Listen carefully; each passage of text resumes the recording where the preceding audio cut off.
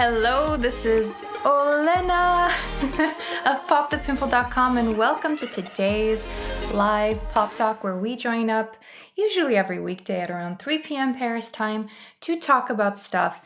And we used to meditate and I feel like we should start meditating again on these pop talks. So I would love to hear from you if you would like to meditate with me on these pop talks, if you think it's a good idea that I bring back the meditations, because I find that even meditating once a day improves my day by a lot. And I'm the type of person that if something is really good, I want to do more of it. So it could be like really nice, a nice opportunity for me to meditate twice.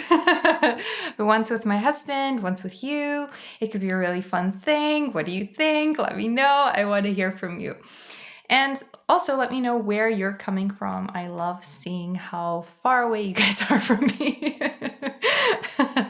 Anyway, yesterday was a bit of an introverted day for me, and I didn't know why. Like, I was more kind of into writing rather than talking with people. I was more into just kind of my alone time. And what's interesting is that it coincided with like eclipse season, all these retrogrades, blah blah blah. Apparently yesterday was some kind of eclipse, something in the stars. So, though I'm not like a huge believer of astrology, not that like I live my life by these principles, though I think they're fucking cool and fun and awesome.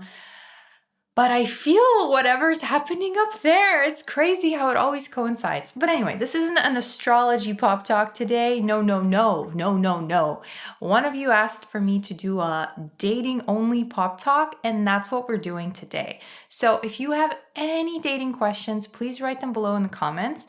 But I did get a bunch DM to me that I would love to discuss. I love anything to do with love, okay?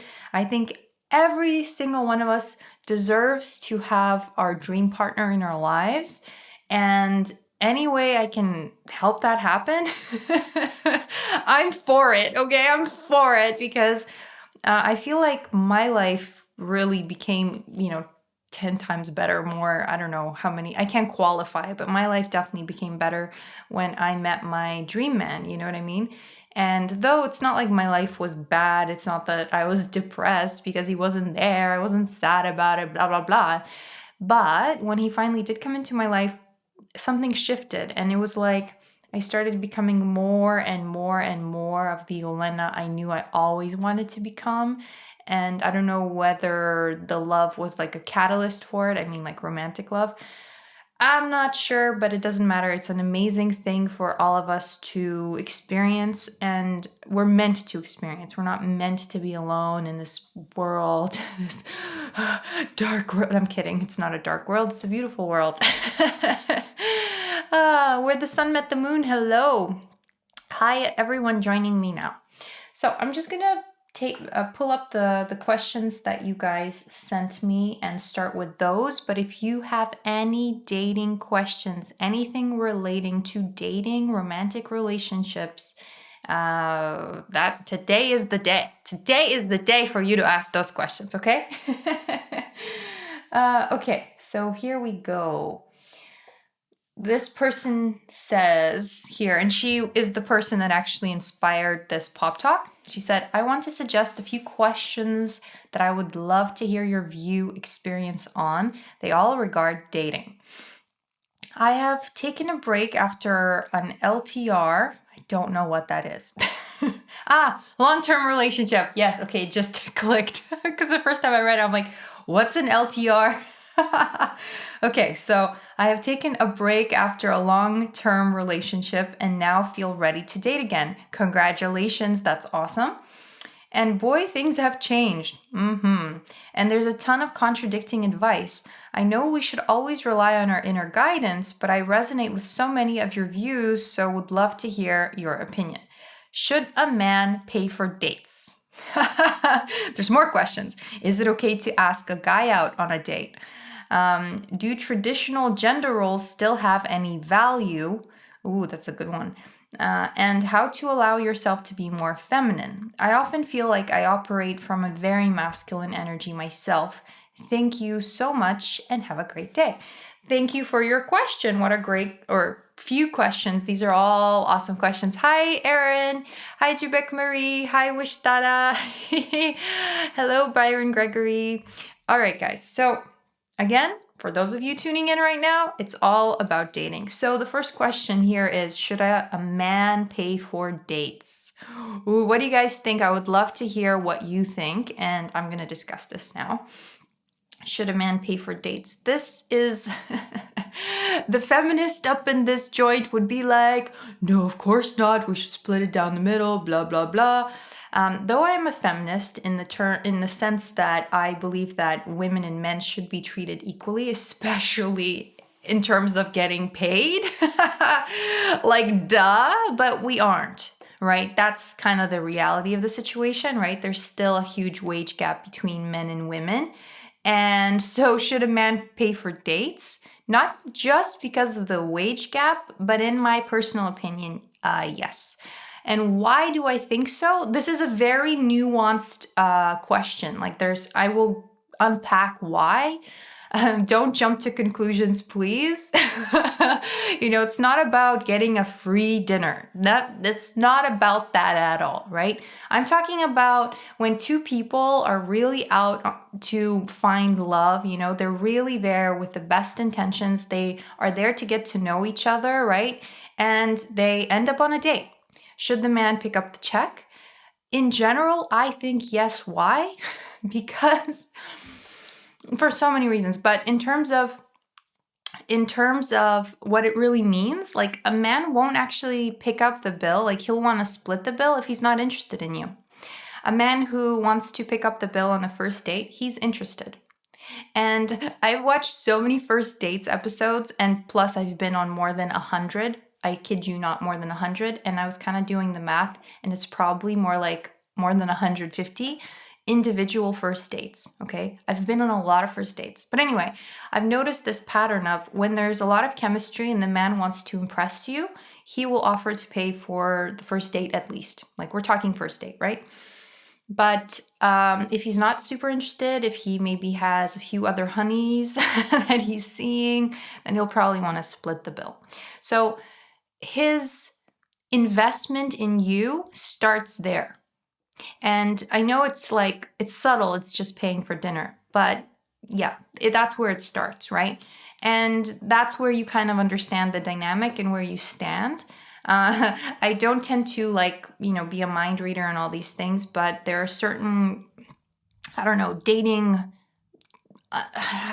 conclusions that I've drawn after so many years of experience dating.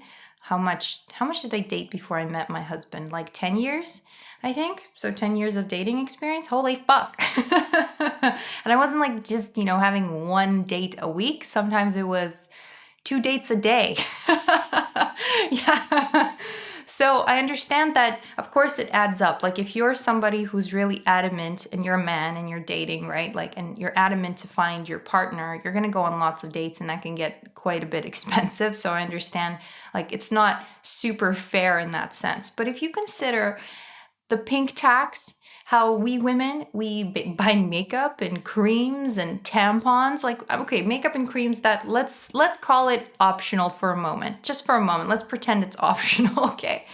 Then there's the tampons, and even when we buy a razor, which a male would buy a razor and a woman would buy the same razor, but for females, it's the same function exactly that the razor fulfills, and yet it's more expensive for a woman, right? So there are certain, there's a cost of being a woman that is greater than being a man. For example, my husband, when he buys certain things online, like a pair of shorts or something, they will be at least half the price of an equivalent pair of shorts for me. And yet, my shorts will take less fabric to make.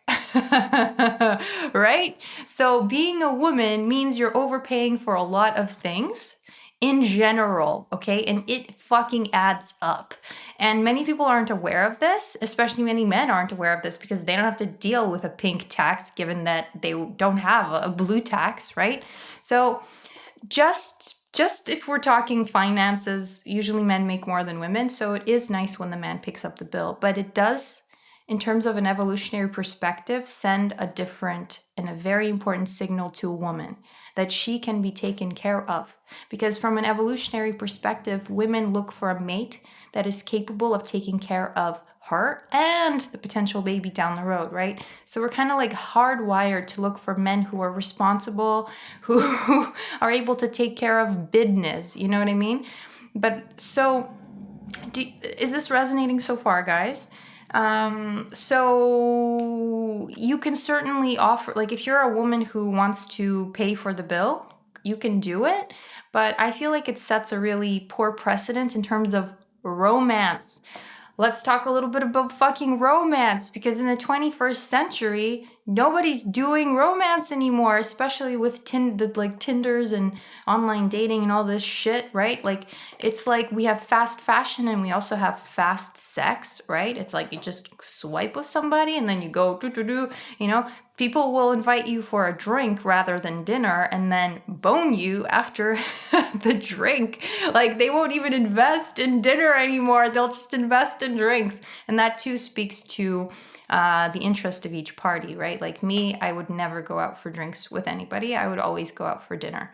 If somebody wanted to invite me for drinks, I was like, nope, sorry, not happening, you know, because drinks, it's like so fucking casual. I'm not getting ready to go for like half an hour to have a drink with you and see if I like you or not. We're gonna have a fucking conversation, see if we really connect. And that's, you know, and this is really, really useful information that I'm sharing with you, because for instance, with my husband on our first date, in the first half an hour when we were having drinks, because we actually met up for drinks, which I normally never do, but I had plans, I was busy, I was packing, I was going to a new city the next day. Anyway, so I said yes to drinks, and because I knew nothing about this guy, so I'm like, okay, drinks, sure, fine, let's go. So we went for drinks, and the first half an hour while we had the drinks outside on the patio, I didn't like him. And then afterwards, when we went for dinner, because he was like, let's go inside and have a meal. And I'm like, fine. I didn't really feel like it, but for some reason I said yes. That's when everything changed, because we got to know each other way better, and the spark was insane, but the spark was not noticeable when we were just having drinks, right? So it's like when you invest a little more time to get to know somebody, that's when you actually realize whether or not you click. And that's when you allow for the romance to unfold, right? And that's when the guy, he's like, oh fuck, she's amazing, I can't let her go, I have to do everything to fucking impress her. So he'll pull out chairs, he'll help you with your coat, he'll pay for dinner, right? Because that's a way for the man to give and to show his interest, right? And so us as women, we have to kind of learn to be able to take that, receive it gracefully, you know, and say thank you. Don't be fucking a hard ass and all that shit, right? And I find that that's what happens when two people are really compatible, energetically speaking, like they're compatible. Then the woman, she feels safer to be more feminine, right? To be in her feminine energy. And the man steps into more of his masculine energy. And then it's like this beautiful romantic dance of love. So I'm going to read some of your comments before I move on to the next question. I hope I answered this question. It's really about romance, right? Like, that's why we pull out chairs for somebody, not because they can't do it themselves. It's because it's romantic. It shows that you're thinking about them. It shows that you're wanting to help, that you're, you know, giving and all this stuff. Like, we do these things not because we have to. We only do them when we are compelled to, right? So I hope this makes sense. So it's not about fucking being a gold digger and just getting free dinners and all this shit. That's fucking nonsense. We don't even have to consider it because it's nonsense. But women and men are different, right? And so we kind of play the romance game differently. And if we start to, us women become more masculine and the men become more feminine, well, then we end up kind of ruining the attraction, actually. And that's why so many people, I find in North America, women are having a hard time being women and men are having a hard time being men. And so you end up with this really weird settling type relationships. I saw it left and right in North America. I don't mean to generalize, but it was very common. And so I saw the guys, like, they had no idea what they were doing on the dates. They didn't know, like, how to treat a lady, you know what I mean? But I'm a lady, so, like, if you want to be with me, then you better be a fucking gentleman, right? Anyway, I read lots of books on this stuff. Where the Sun Met the Moon 24 says, I am Russian but live in the US. I'm Ukrainian and I was living in Canada. I can relate already. And I have experience where men would willingly split bills and still insist on communicating further. I try to accept this as a new normal. I can buy food, lol. Yeah, it's not that you can't afford dinner, right? But it's nice to be able to feel taken care of, right? To be cared for. That's the point of dating. And for a man, when he's into you, it feels nice to actually care about somebody, to give to somebody, to show up for somebody, right? And so sometimes when we women, we're like, no, I'm going to pay for the bill. We take that opportunity from the man to feel like he's the fucking man. He is providing for you right now, and it's totally normal and awesome. So I don't believe it's a new normal. It's a normal for some people, right? But like, if it means you need to settle for this new normal and it doesn't feel natural to you, then don't fucking do it. Because I tried to do this. I tried to settle and see the guys. This only happened a few times where I actually, went against my feelings about this, right? And I didn't follow how I was actually feeling. So I would go on these dates a few more times with the guys that asked to split the bill. And every time I was like, what the fuck? This feels so wrong. This feels so icky. Bleh. It like made me lose all like respect for the dudes. You know what I mean? I was like, what the fuck is this? Like, what are you even doing? Do you know who you're taking out on a fucking date? You asked me on a date. Like, because me, I'm cool picking up bills for even friends. It's not a fucking big deal. But if somebody invites me out for some place, it's like, it's almost etiquette. It's not like, written in fucking stone. I expect you to pay for the meal. No, I don't come in with expectations, but I certainly observe people's behaviors because it means a lot, right? And so it could be, once again, like when people are dating a lot of people and they're not super invested in this relationship, especially early on because they might not know you, then they will likely want to split the bill. This is something that you're going to have to navigate on a case-by-case basis, right? But like, you don't need to necessarily write somebody off just because they didn't pick up the bill. But guys, some of them, they have this weird notion that if the guy pays on the first date and the second date and the fifth date, then he'll be paying for everything for the rest of his life. Totally fucking not true. You're romancing your partner in the beginning, and then later you start, behaving like a team, like a unit, and that's when you start sharing financial responsibilities. Unless, of course, the guy like doesn't want to, and he's like, no, I got this, I got everything. Because some people have these kinds of dynamics, financial dynamics in their relationships, and there's nothing wrong with that either. We are more a team, right? Even though in the beginning he paid for a lot of things, and like lots of things. He was very generous. He is a generous person, right? And that's something that was very important to me because I've dated wealthy guys who were not at all generous. To me, generosity isn't about the cash value, it's about the thought, right? And he was just like generous in many ways with his time, with his attention, and even with, paying for stuff. And that was so like nice to see for me because, again, I dated wealthier dudes maybe at the time, and they weren't as generous whatsoever. They were like splitting pennies. And that was not something that I was into because I myself am a generous person, right? But it's like for a girl, you don't need to be generous in the very beginning in terms of finances, right? You can just kind of relax and into your feminine. Your presence is a lot.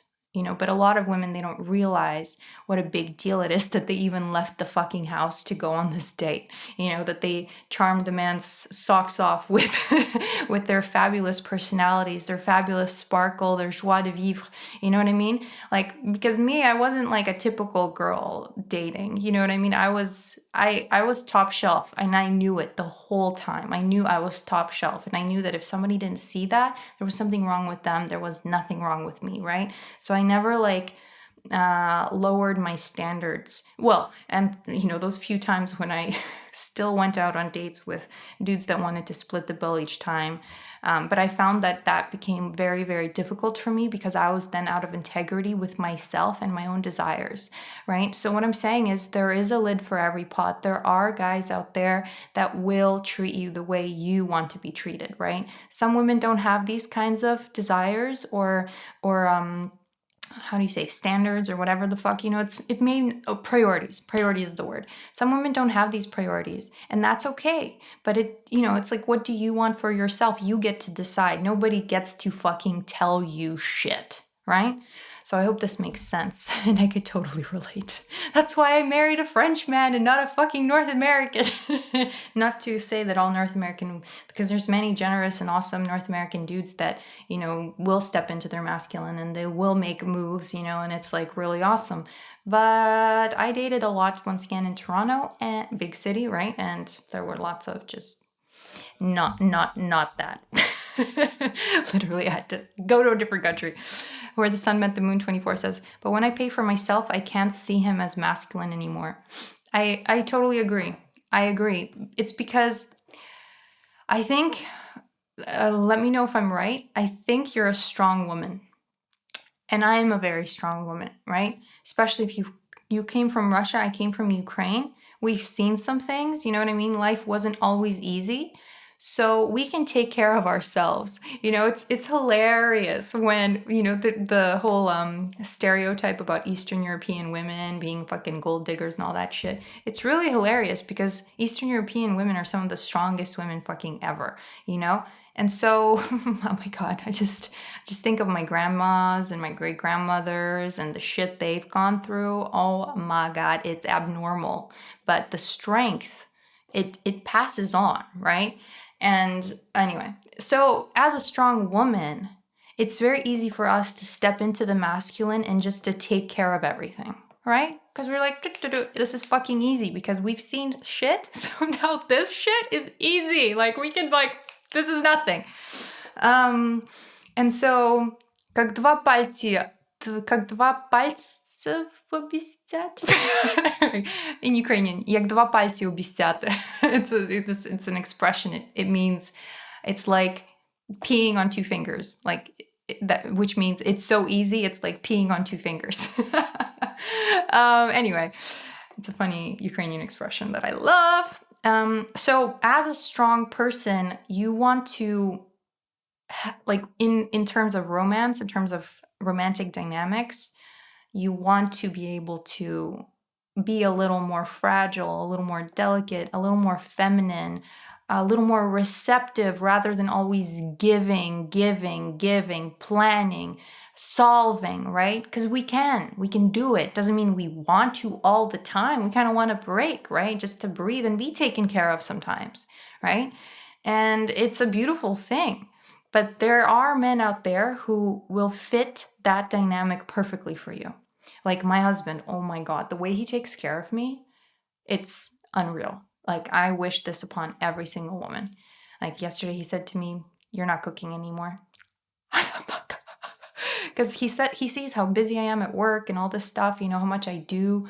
So he's like, "No, you're not cooking anymore. You're not doing any chores anymore." Because I vacuumed, I cooked, just because we can do all the things, it's nice to be supported, right? And that's the feminine. It's the allowing of the support. It's a beautiful, beautiful energy. And a lot of us women, we're so used to taking care of everything and everybody that sometimes it's even hard to become receptive of somebody else helping you or supporting you or even, taking care of the bill once in a while. You know what I mean? So, yeah. Let me see here. Iman says, yes, exactly. Thank you. Оля Петрівна says вітання. Вітання. Привіт. Rejoice Repeat is here. Where the Sun Met the Moon 24 says, yes, came at 19 with $700, not bragging. That is brag worthy though. Like, not everyone can understand what it means to emigrate from another country with like 700 fucking dollars and make something of yourself, right? So yeah, you're a strong as fuck woman and that's amazing. You are a prize, but you have to find somebody who will appreciate your kind of prize. You know what I mean? Because most men are not used to a woman who's like got balls, who's got courage, who's brave as fuck, who can take care of herself. Like that's really rare. Who knows what she wants. Like that right there is a gem. That's very rare for somebody to know what they want when dating. So me, I was somebody who I knew what I wanted. And then when I met my husband, he was somebody who also knew what he wanted. He wanted me, I wanted him. Easy, right? All right, next question. Is it okay to ask a guy out on a date?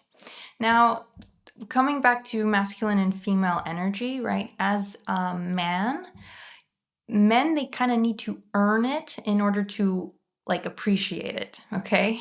Whatever that is. It could be, you know, in terms of work stuff, in terms of getting the car. Like if the car just somebody gives them the car, you know, he's like, okay, cool car, but like he doesn't really appreciate it. But if he had to work hard to get that car, he's gonna like really take care of it. He's gonna make sure he never bumps it even by accident. He's gonna keep it extra clean, you know what I mean? Keep it really shiny because he earned it, right? But this is just like a really masculine quality and it applies to dating. That's why, you know, if he gets you really easily, like say you're the first girl he meets and it's so fucking easy, he'll be like, oh, okay, I'm bored now, next girl, you know? But for instance, if context is very important. For instance, if he's dated for 20 years and he's seen what's out there and finally he meets you, even on a first date, he'll be like, holy fuck, she's amazing. I can't fuck this up. Because he's now had all that contrast and he feels like he's finally earned it. You know what I mean? So it doesn't necessarily mean like you have to wait 10 dates to sleep with a guy. So he earns it and thereby appreciates you, right? It really depends who you're talking to and what their experience has been as well dating, right? It's not a black and white issue. There are no rules around these things. However, when you really make it easy for him to get that date with you, then he might not appreciate you as much. And you might set the precedent where now he'll be waiting for you to keep making the first move as opposed to him manning the fuck up and making that move himself.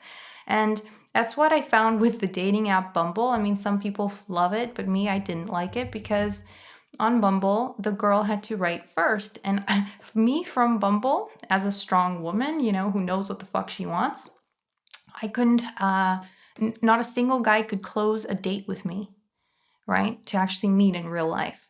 Because they were like, they expected me to initiate the date as well. I'm like, are you fucking kidding me? I write a really cute opener and then you expect me to do all the work? No, no, no, no, no, no, no, no, no, no, no, no, no, no, no, no, no, no. Fuck no, right? Whereas in terms of real life dating, you have to give the man a bit of a vibe so that he thinks he has some kind of chance at least. You know what I mean? Because some women, they walk around with resting bitch faces, and when a guy looks at them, they'll just like instantly look away. You know, there will be no flirting, there will be no like little smile or anything. And so the guys, they don't even know if it's safe to approach you. And by the way, rejection's scary, especially if they've been rejected a lot, right? They become kind of less and less likely to put themselves out there, right? And that's why the dating apps are so popular, because now you don't have to put yourself out there, except it was kind of like a rite of passage putting yourself out there, you know, getting her number. Oh my God, I got her number. Holy fuck, right? Like it used to mean something and nowadays it means less and less. But again, it depends on who you speak to, right? It depends on the person that you are attracted to. It depends. And I'm not talking about the adult diapers. Hi, Rachel Zahava. Hi, Mathilde. Good to see you guys. Aubrey's here. Nasadia. Jen, hello. Good to see you guys. So, should you ask a guy out on a date? I think you should make it easy for a guy to ask you out if you're interested. But do you make the first move so, like, it's a subtle thing when you're a woman, right? You kind of send him all the vibes. You can maybe make some suggestions, hints, but if you put yourself too much out there, you end up it depends. Again, context matters, but I know women that they just totally misread the vibe. The guy's just not interested. That's why he's not asking you out, and you're like flirty, blah blah blah, and he's just not interested. You know what I mean? So yeah, I'm kind of not a fan of it. I mean, I got shut down like twice when I was younger because back then I had so much confidence. It was like too much confidence for men or boys my age, right? So it didn't work. It scared them. It actually scared them. Imagine like when Peak's so scared of a girl who asks you out, like, oh my god. Because especially young men, they're still quite intimidated by women. They have to kind of gain some experience, and then they become more comfortable saying all the things and being all romantic, and they have some more game and some more moves, which is important because seduction is a dance, like where two people have to play the dance or dance the dance, whatever the fuck, make the moves, right? It's and it's super fun, but many people, they want to skip the seduction. Oh, I don't like the games. It's not games, it's seduction. It's totally fucking different. So allow yourself to be seduced and be a good seducer, because then it's going to be super fucking fun, and you're going to really build a huge fire between the two of you, because most of us were like kind of living on random ass autopilot and just like picking up crumbs in terms of our energy when dating. And so we just settle for whatever. Oh yeah, let's go get a pizza. You know what I mean? Like, come on guys, step up your fucking game. This is love, this is life. It gets to be fucking fun, it gets to be sparkly, but effort needs to be made, right? Like we can't just like sit back and do nothing. Like it requires effort. I really like the book Mars and Venus Dating. It's a super awesome book by John Gray. And it kind of teaches you the nuances of, the differences, the psychological differences between men and women, so that you can navigate the waters of dating more gracefully and not make, all these dumbass mistakes. Because I made all the mistakes in the fucking book, okay? This is why I know that they exist, all these mistakes, because I made them. Where the Sun Met the Moon 24 says, and if we were to connect that with law of attraction, how specific should I be? I have a very certain type that I gravitate to, and all my past experiences contrast helped shape it. But where is the line between becoming specific and being open to life? Coffee dates are, I'll get to the coffee dates in a sec. With law of attraction and manifesting your dream partner, I have a 2-part training, I think, on this in the More Than Skin membership. So like 2 hours I talk on just this, but briefly speaking, the more detailed you are, the better, because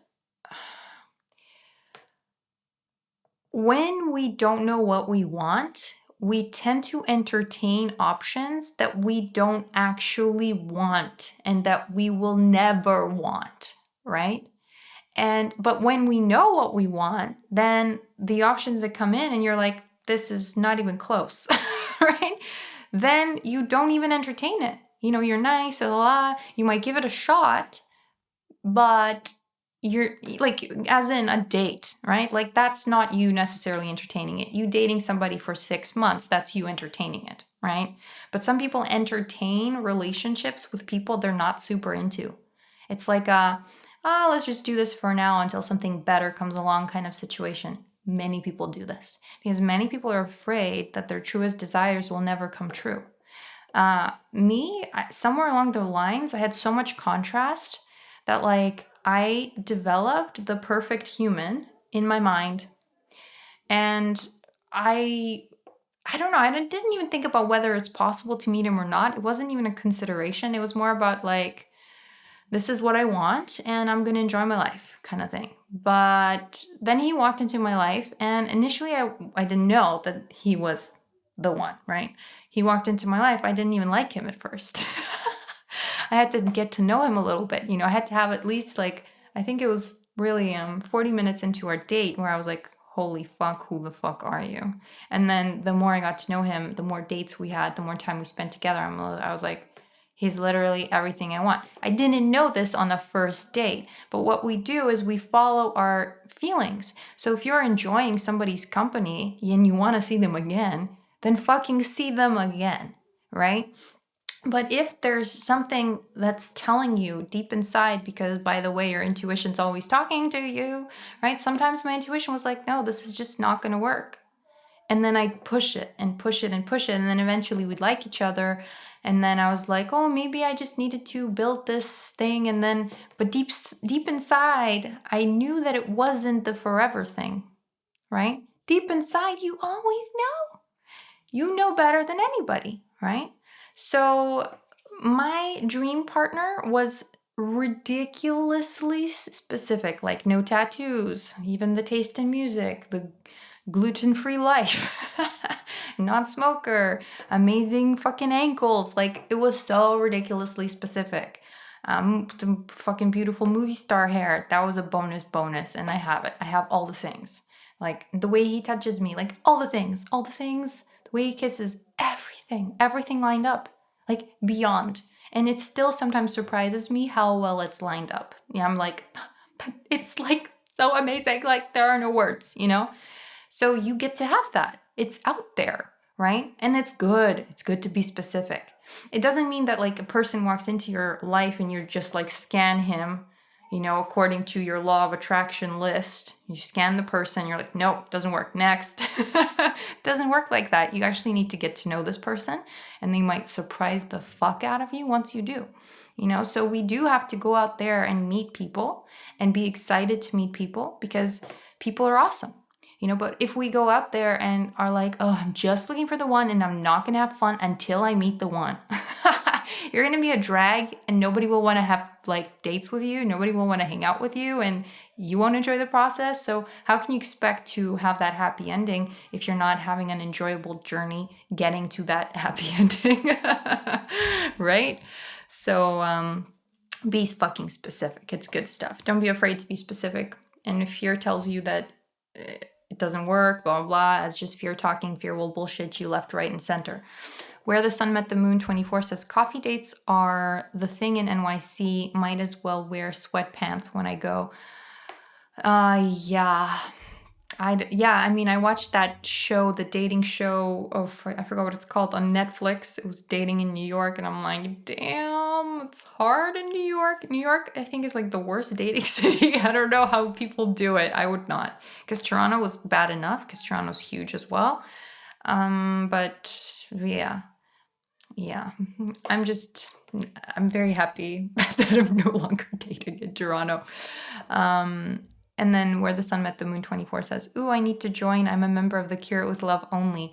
Yeah, the More Than Skin membership is more about really living your dream life. So it's very much about self-love. It's about self-acceptance, letting go of the past, creating your future exactly as you want it, manifesting your dream life, as well as you, like in particular, manifesting your dream partner. So yeah, I love that community. All right, next question. Do traditional gender roles still have any value? I think the context matters. So yeah, depending on who you're dating, right? For some people, they don't matter. Some people are not traditional in gender roles. But like, what's traditional gender roles? Me, I don't think about gender roles as such. It's more about energy, right? And there's somebody out there who will kind of fit your energy just right.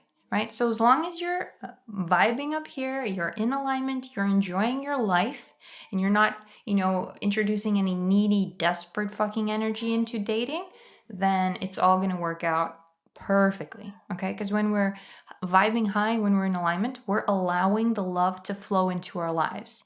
It's when we're desperate for it, feeling some kind of void, and we feel like we're not enough. That's when we're blocking the love from coming in. Okay? It just doesn't work. So, and how to allow yourself to be more feminine? Get into alignment. Alignment, alignment, alignment. When you're in alignment, you will see the good in people. You will see the good in situations. You will be following your intuition much more smoothly. And you will be feeling good about everything that happens. Nothing will be able to kill your motherfucking vibe. And then that's when he walks into your life. Alignment. There's nobody you need to be other than who you are, right? But who you really are is you in alignment. That's who you really are, right?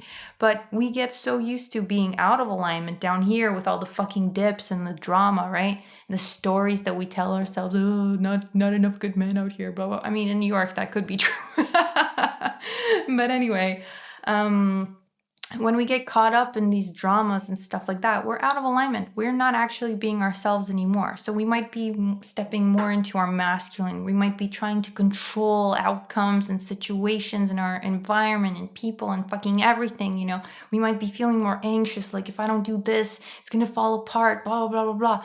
Let go of all that shit. Totally useless energy for dating, okay? And I know, because the time when I was the most carefree and joyful and didn't give a fuck about the outcome, I wasn't like obsessed with finding the one walked in. There is no coincidence here. I was super fucking consistently in alignment. If you can try to be in alignment for 30 days, oh my God, 30 days in a row. Let's all try it. 30 days in a row of alignment. What does alignment mean again for those of you who are tuning in and don't know what alignment is? Choosing to feel good first before anything else, meaning I won't feel like, because most of us are like, oh, I'll feel good when, I'll feel good if. No, you get to choose to feel good. And then that turns on this amazing healing situation in your body. So any aches or pains that you had go away, any acne that you had goes away. You like, if you were like holding on to any excess weight, that melts away without you doing anything. Like, your life transforms when you are in alignment. Because guess the fuck what? Even when you're in alignment and you do good things for your body, like say you eat well or you exercise, none of that shit registers the same way as when you are in alignment. Because when you're stressed, your body's like, fuck everything else, you know, like fuck everything else. So, alignment. Let's see here. I often feel like I operate from a very masculine energy myself. Thank you so much. Okay, so I answered all the questions from this particular person. Yay, thank you so much. I love your dating questions, but there's more. Kim Hashemi says, stress takes your body in fight or flight mode. Yes, exactly. But this is a very big reaction for everything. Like, it's a cascading effect. I mean, the stress response in the body, and most of us, we put ourselves there just because of the thoughts that we think. It could be the thoughts about dating, about rejection. It could be the thoughts about our skin every single fucking day. It could be the thoughts about our health. It could be the thoughts about our career, but it doesn't fucking matter. Ultimately, our body listens to our thoughts first.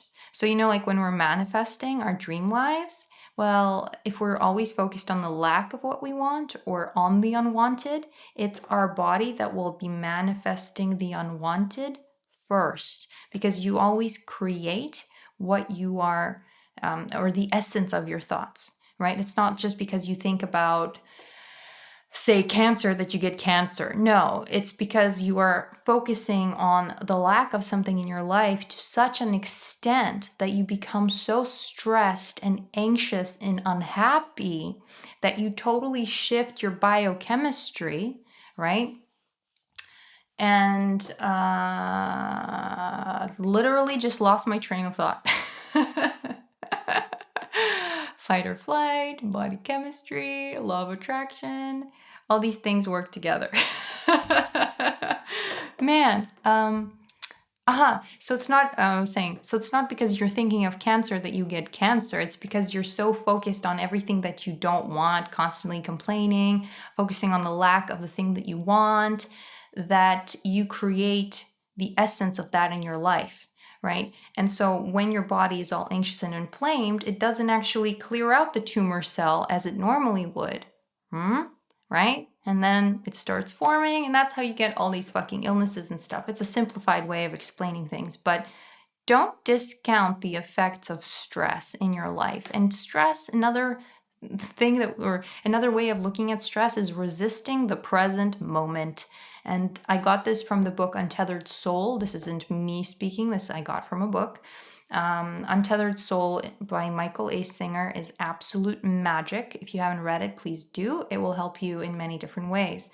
But one of the ways that the author describes stress is resisting the present moment. And that's all that it really comes down to. Why are we stressed? Because something just happened the way we didn't expect it to happen or the way we didn't want it to happen. And instead of letting go, because literally there's nothing we can do, it just happened, right? Instead of letting go and reorienting your focus on something that you want, maybe a solution, right? You're like, no, how could this have happened? And so you go into a stress spiral right there. It's not that the stressors in our life that are stressful, it's the way we think about the stressors in our lives that make them stressful, that turn on the stress response in our bodies. But again, another way of looking at stress is just being out of alignment. When you're resisting the present moment, when you're trying to control something outside of you instead of how you feel, which is the only thing you can control, right? It all goes to shit, and then you start manifesting things that you do not want. Shitty shit. Where the Sun Met the Moon says, thank you so much. I love everything about your way of thinking and resonates so well. Everything about it feels authentic and genuine. You are the best. Thank you. I really appreciate that. Yeah, I love the conversation of anything to do with dating, law of attraction, spirituality, alignment. I can talk about this stuff forever. Okay, so there's this one person asked me, dating, how to move on from someone you have a connection to but are not with at this moment. How to trust that the man for you is there for you. The man for you is there for you unless you're focused on the man who isn't for you. Right? Which many of us do. We have some past love, right? Oh, an old relationship, an old flame, even an old crush. And then we focus on it. There's heartbreak, there's unrequited love. He never wanted you. If he wanted you, he would be yours, right? If he was for you, if he was meant to be yours, he would be fucking yours. And it wouldn't feel difficult or stressful or fucking dramatic. I'm telling you guys, we have romanticized unrequited love. When somebody doesn't love us back and we're like, oh my God, but you're so amazing. How is this?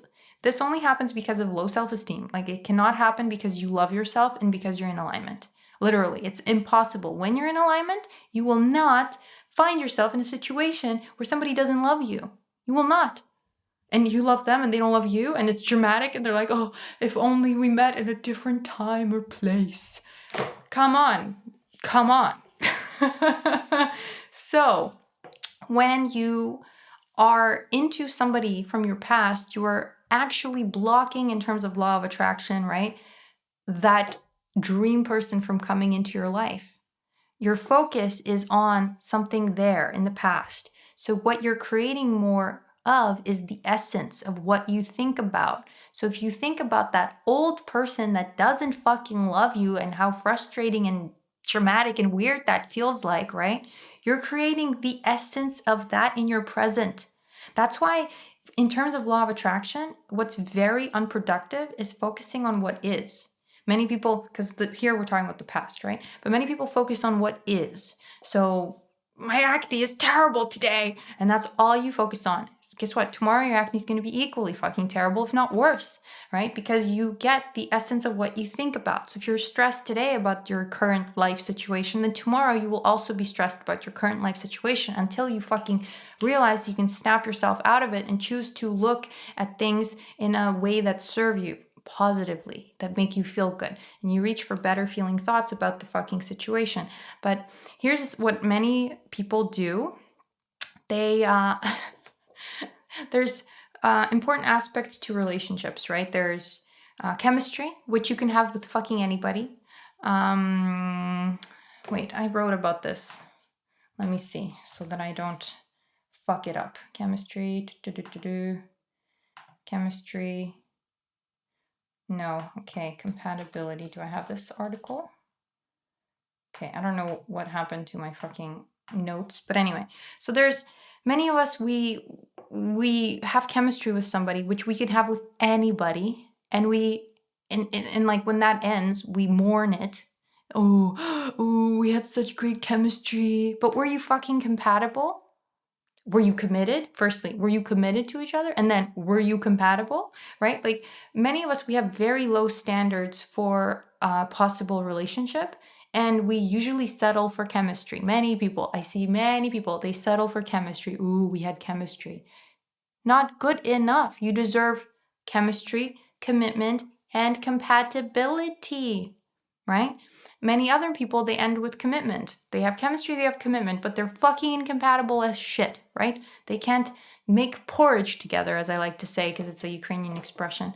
And if you can't make porridge together, the simplest fucking thing ever, then how can you have babies together? How can you travel together? How can you, self-realize together? Like that, right?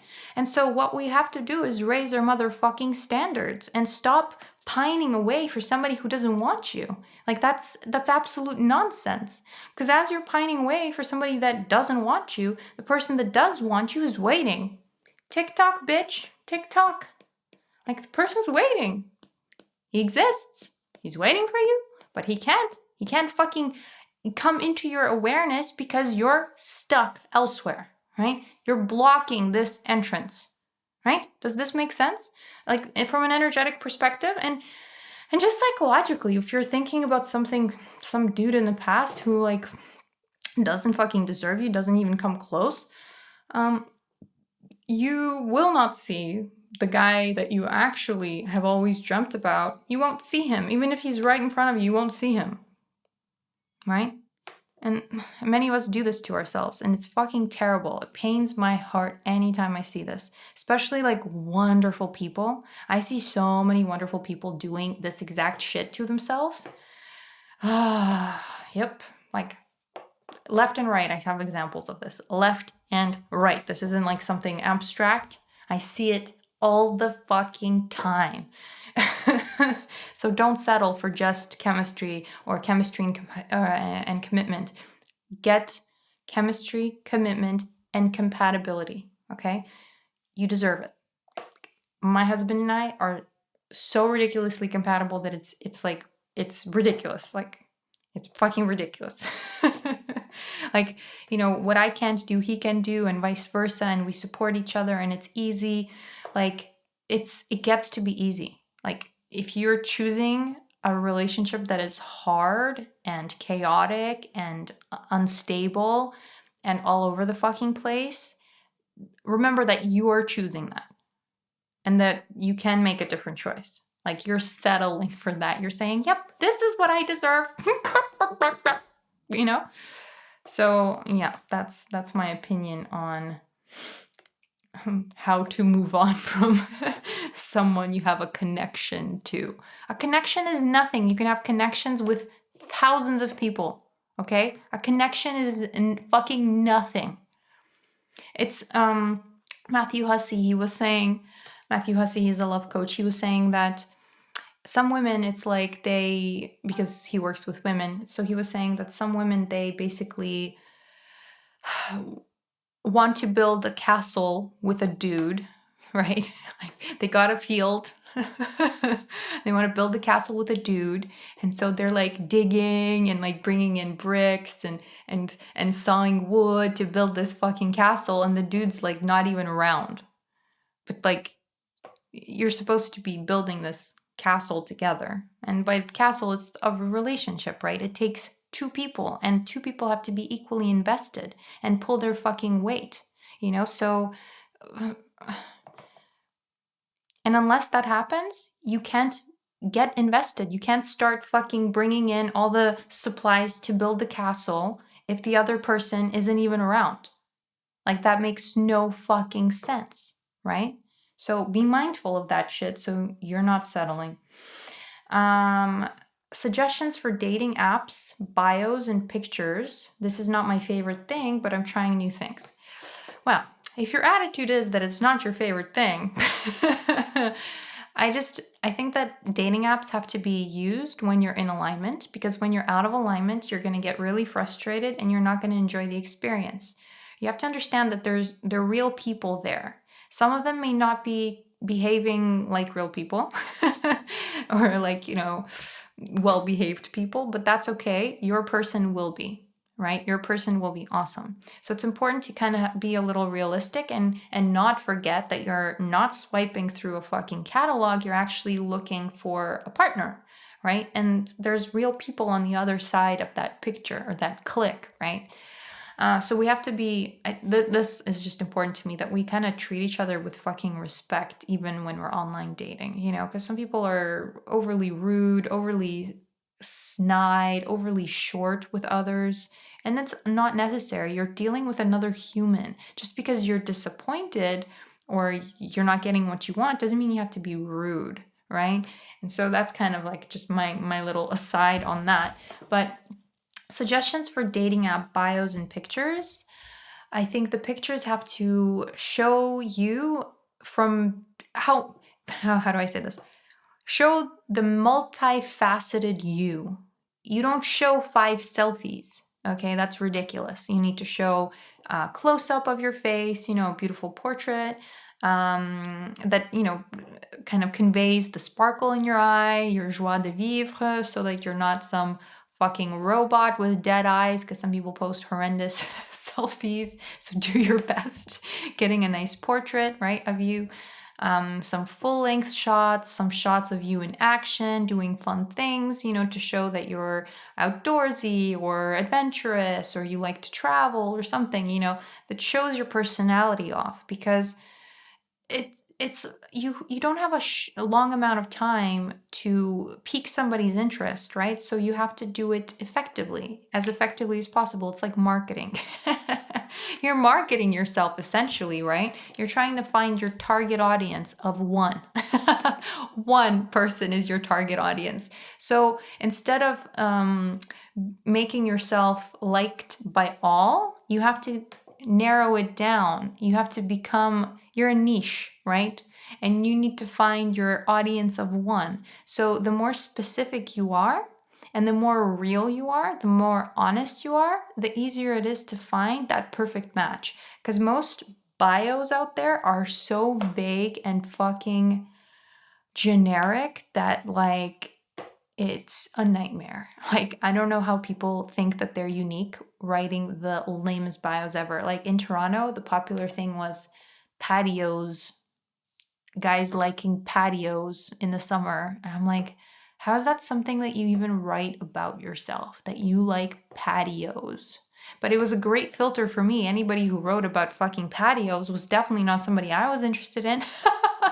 Unless you're in the fucking patio business, it doesn't make any sense, right? So you have to write about what actually means something to you, Write something that makes you unique, truly unique, something that may be polarizing, something interesting, but not that you like patios and adventure and travel. Come on.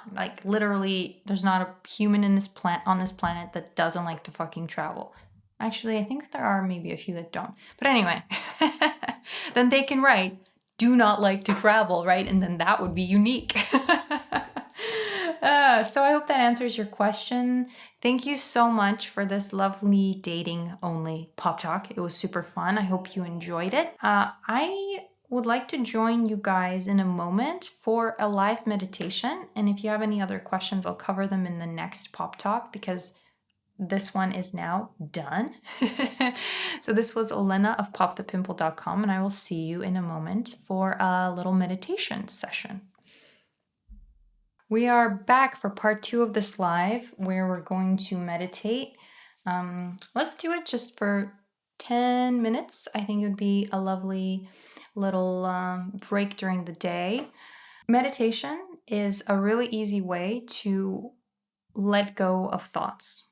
Especially negative thoughts. You might have been kind of feeling anxious and I don't know, focusing on things that you don't necessarily want, right? And so when you go into a meditation, you'll find that you'll be able to kind of let go of those thoughts more easily and redirect them to something else. Your breath, for example, right? Just by focusing on your breath, you let go of those other thoughts, and your point of attraction in terms of the law of attraction shifts from being down here and fucking terrible to up here, which is normal and natural, because we naturally can raise our vibration simply by letting go of the thoughts that are keeping us stuck, right? Or the thoughts that are resisting the present moment, or something in the past, or blah blah blah, or worrying about the future. Blah, blah, blah, blah, blah. That's where it kind of what am I trying to say? That's where the problem starts, and it can be solved though, right? Meditation is a life hack that everyone can implement at any point of the day. And so I thought that we can meditate together. Hajar Bell says, glowing, beautiful Olena. Ooh, thank you. Yes, today is a very good skin day. Thank you very much. Okay, guys. Maybe because I've been meditating regularly, my skin has been getting better. I don't know. Oh, okay, I'm gonna put up my hair because it's kind of hot in here. And we're gonna meditate for 10 minutes. And all you have to do is sit and breathe and try to take deeper breaths into your belly, not just your chest, but your belly at the same time, right? Because that is a very good breath that what's it called? Turns on the rest and digest function in your body, where you allow healing. Biochemically speaking, in your body, you allow healing. It's really, really important to be able to breathe properly. And many of us are shallow breathers, so we end up kind of telling our bodies from a biochemical standpoint that we're stressed, and that there's a threat nearby, we're scared, we're anxious, blah blah blah, and then our body's like, what the fuck? So it's on high alert. So that means we're not getting oxygen to our oxygen and nutrients and all the blood flow to our skin. It's going to our legs because we're getting ready to fucking run. Okay. So we might have nice leg skin, I don't know, rather than facial skin in that sense. So it's managing stress in terms of anything in life is probably the most important thing. Okay? Thinking right, thinking in a positive way, thinking about all the ways that you feel good, looking for all the reasons why you could feel good, right? Seeing all the good that surrounds you. That is the way you kind of let go of stress and you're able to manage it better. Because we can meditate all day long, but if your thoughts are fucked, then it's going to be very hard for the body to recover and for you to then create anything awesome in your life, right? So let's meditate. At the end of the meditation, you're going to hear this sound. It's going to take us out of the meditation, and it's going to be so good, so good. And then after the meditation, I'm going to go finish an article for you guys and share it on Instagram stories. So you'll see the newest article dropping to popthepimple.com. And again, if you need any help with anything related to clear skin and self-love, then visit popthepimple.com. Alrighty, so get into a comfortable position. We're going to focus on our breath. We're going to close our eyes. We're going to look at nothing. We're not really going to focus on our thoughts anymore. We're just going to allow them to pass by like clouds. We're going to observe them like the objects that they are, totally fucking meaningless. And we're going to enjoy. We're going to heal. 3, 2, 1.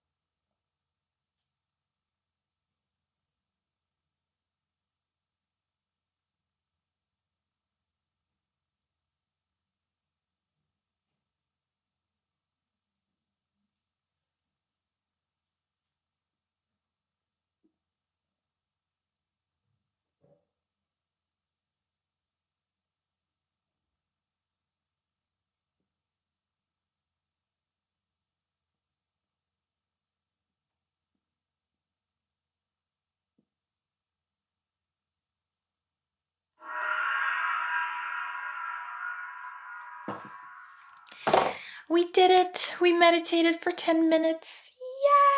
Yay! Thank you everyone for joining me for today's live pop talk. I had so much fun talking about love and relationships. I hope it resonated with you. If you have any other questions, you can always DM me for the next pop talk. I mean, like questions for the next pop talk.